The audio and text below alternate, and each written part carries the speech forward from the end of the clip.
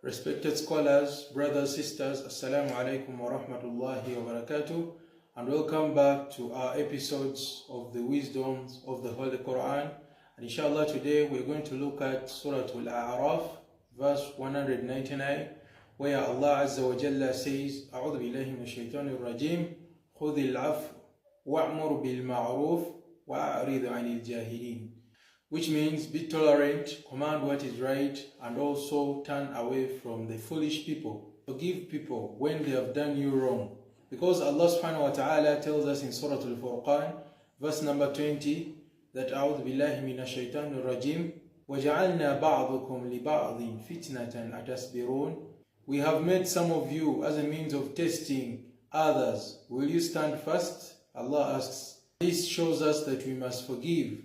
Forgive people. Someone has said something that has made you annoyed. Forgive them and move on. It is not advisable to hold grudges because it's actually dangerous in your life. And Allah says that though anyone who forgives and puts things right will have his reward from God Himself. إِنَّهُ لَا يُحِبُّ الظَّالِمِينَ. He, Allah, does not want people who do wrong. So this is the meaning of the verse, which means that if someone wrongs you and you decide to forgive them and also reconcile with them in terms of friendship, indeed this is the most great afu, or it is the top from amongst those who are forgiven. You might not perhaps forgive and forget, like most of the people say, but you can forgive and still perhaps remember.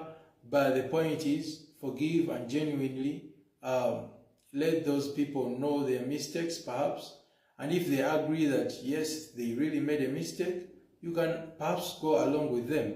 And the second point in the verse, it says وَأْمُرْ بِالْمَعْرُوفِ, and command that which is good. If you see someone doing something bad, tell them to do something good. And the third point in the ayah, وَأَعْرِضْ عَنِ الْجَاهِلِينَ. Allah subhanahu wa ta'ala again told us in Surah Al-Qasas, those people who turn away whenever they hear frivolous talk, and they say that to us are our deeds, and you also have your deeds. And we do not seek the company of ignorant people. So it is actually advisable, if you see people talking about things that are not beneficial, do not engage in them. So inshallah, let's promise ourselves that we shall not engage in idle talks, and we shall also command that which is good, and we shall also be tolerant and forgive those who offend us.